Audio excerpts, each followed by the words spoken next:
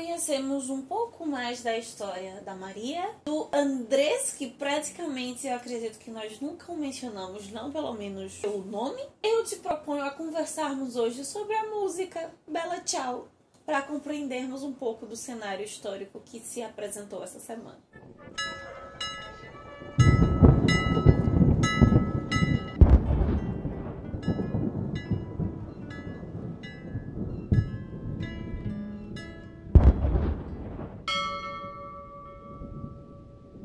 O que temos para hoje, Sanchos e Dulcineias? Eu sou a Larissa Bertolino, você está no canal Uma Garota Quixotesca, onde nós tratamos de literatura, sempre partindo de temáticas, assuntos, gêneros que saem de dentro do nosso queridíssimo Dom Quixote de La Mancha. E hoje você se encontra no 7º episódio, ou penúltimo episódio, da jornada de leitura conjunta de Por Quem os Sinos Dobram. Durante o mês de maio e agora o mês de junho nós estivemos lendo a sobrinha da qual nós nos despediremos na próxima semana. Nessa semana nós lemos do capítulo 31 ao capítulo 35. Por que isso foi tão impactante? Nós entendemos que ele teve que atirar no colega para o colega morrer. É uma temática recorrente, um pedido que está sempre sendo feito ali pelos personagens. Nós entendemos um pouco do seu passado com seu avô e com seu pai, mas acredito que o Remo não fechará sem dar maiores detalhes sobre isso, né? Nós entendemos nessa semana como o Robert Jordan conheceu o Waltz. Isso sim é que tem tudo a ver com a Bella Ciao. Eu sempre tenho mencionado aqui resistência,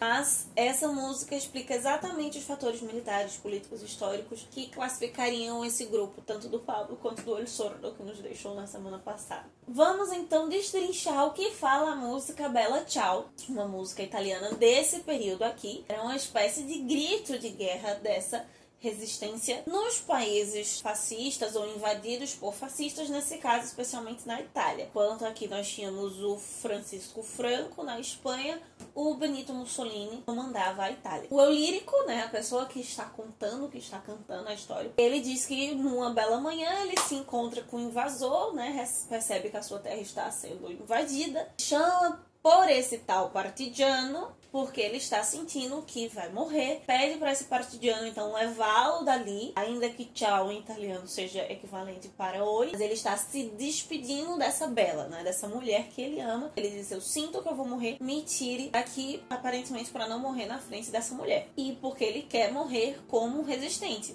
Então ele dá as instruções do que esse partigiano deveria fazer depois que ele morresse. Você vai me enterrar lá em cima da montanha e depois você vai colocar uma flor em cima da minha cova. Porque então todas as pessoas que passarem por ali entenderão que eu morri em nome da liberdade. Porque essa flor seria símbolo da liberdade. O partigiano em italiano ou o partisano em espanhol, que aqui não recebe esse nome, fica equivalente como resistente, mas especificamente nós entendemos que o grupo da Pilado, eles todos são partisanos, era uma espécie de resistência de guerrilhas antifascistas que estavam nesses países dominados pelo fascismo, formada por moradores, por cidadãos, nesse caso aqui na Espanha, ou na Itália, ou na Alemanha, mas que eram comandados, as suas cabeças pensantes, os seus líderes, vinham dos países aliados, ou seja, da França, da URSS, né, da União Soviética na época, dos Estados Unidos ou do Reino Unido. E agora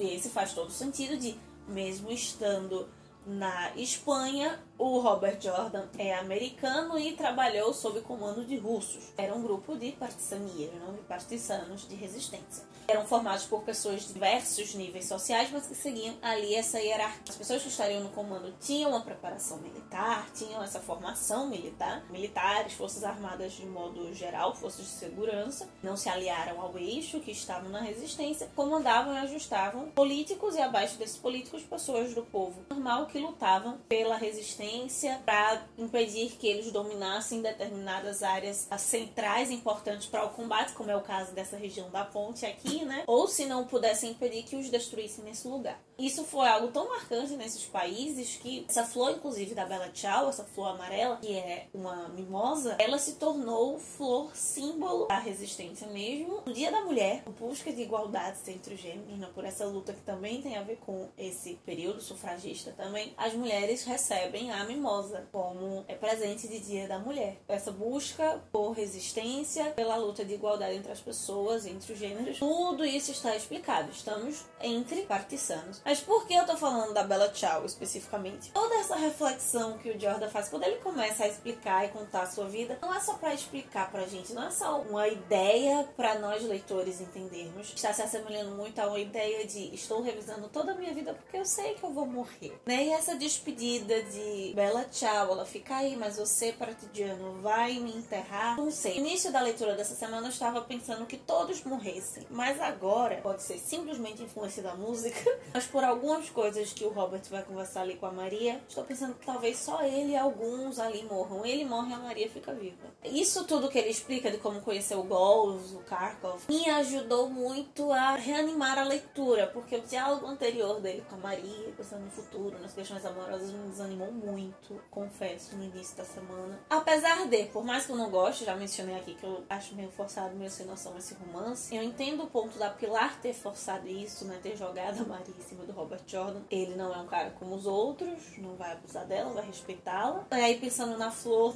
símbolo da liberdade, talvez aqui um simbolismo pro amor dentro do jogo, do enredo dessa obra. Se permitir vivenciar esse amor, mesmo que em apenas 3 dias, é um modo de simbolizar esperança, de continuar lutando pela esperança e de reafirmar a si mesmo de que a vida e a esperança durante o processo da guerra, e especialmente para depois que a guerra acabe, né? Eles não estão lutando porque eles querem. Eles, os partidianos especificamente, querem continuar com seu país, com suas liberdades e que aquilo ali termine. Um ponto, pelo menos, positivo nessa conversa entre a Maria e o Jordan é que nós conhecemos e entendemos a vida da Maria um pouquinho antes disso, o que foi que fez com que ela chegasse ali, já que ela não era resistente, ela é bem mais nova que os outros membros do grupo. E até como se, por isso mesmo, ela tivesse uma demanda, uma quantidade talvez de sofrimento maior do que os outros. Antes nós tínhamos descoberto um pouco da história da Pilar. E agora, contrastando com a história da Maria e o fato de como ela perdeu os familiares, ainda que todos sofram, fica muito também a percepção de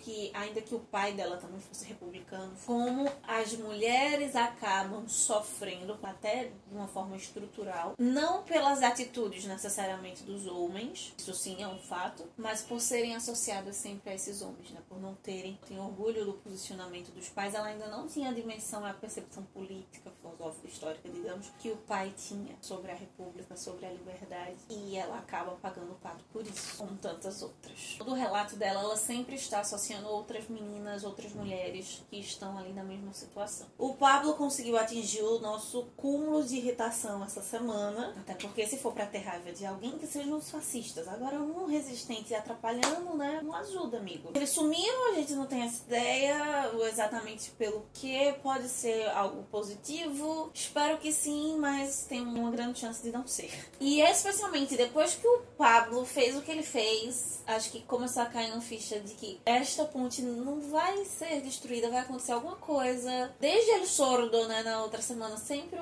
e os Corvos, vários sinais de mau presságio, isso não vai dar certo. Vai acontecer alguma coisa, essa ponte não vai ser destruída. Pelo menos é o que eu estou pensando até o presente momento. E por falar nas mulheres, nesse momento de tristeza, a frustração da Pilar quando o Pablo fez o que ele fez é muito comovente. E a atitude do Robert com ela, não buscando culpá-la, tentando acalmá-la, tentando dizer, querida, não é culpa sua. Acho que foi a cena mais linda da semana. Uma das coisas que eu estou ficando triste de caminhar pro final desse livro, né, só falta agora uma parte, é que nós vamos perder essa relação deles dois. Não é uma relação de mãe e filho, ainda que a Pilar seja mais velha que ele, né? A Maria, que não me encaixa esse relacionamento, pode até ser o amor do Jordan e o Jordan ser o amor dela. Mas a relação que o Jordan e a Pilar têm juntos é de cumplicidade. Poderia até ter uma continuação sobre a história dele com a Pilar indo para os Estados Unidos, já que ela for gosta de viajar. Mas como eu já disse, os presságios é que vai todo mundo morrer, né? Pelo menos eu acho que o Jordan e a maioria dos caras morrem.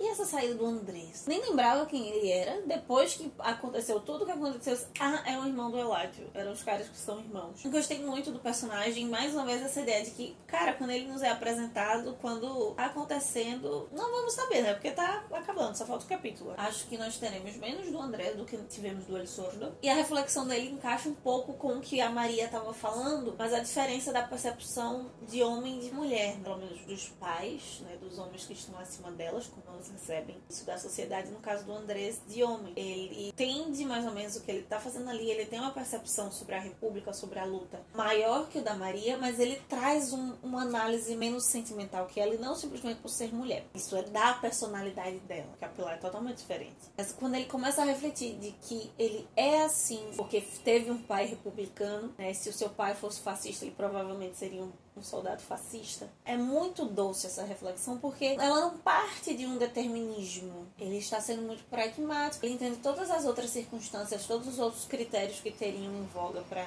que você desenvolvesse essa ou aquela ideia, mas é um olhar muito apurado do que acontece com os indivíduos, né, nas diversas camadas sociais da civilização naquele momento, nesse momento tão polarizado. Tanto que ele termina essa reflexão dizendo que é mais fácil ir junto com o regime do que ir contra. Se fosse assim, então o determinismo tá pela facilidade, mesmo que o pai dele fosse republicano, ele poderia simplesmente ser um fascista por ser algo que o mantivesse vivo, pelo menos se declarar como tal. E a reflexão que fica no final de tudo isso, tanto com os pais da Maria, quanto com o avô do Jordan, claro, o pai tem um ponto, mas especialmente o avô do Jordan e o pai do Andrés e do Eladio, é que muitas vezes não é fácil ter valores, princípios, seguir ideais. E que não é porque você tem princípios que necessariamente obedecendo-os, seguindo cegamente, você está realmente os tendo. Com a forma como você questiona eles, quer dizer que você está sendo rebelde, está indo em contra. Mas o modo como nós nos relacionamos e somos fiéis àquilo que nós acreditamos, aos ideais, aos princípios de sociedade, de pessoa, de indivíduo, de humano que nós temos, não só nos coloca em grupinhos, mas faz com que sejamos indivíduos de fato, né? Tenhamos autonomia e responsabilidade com a vida das outras pessoas.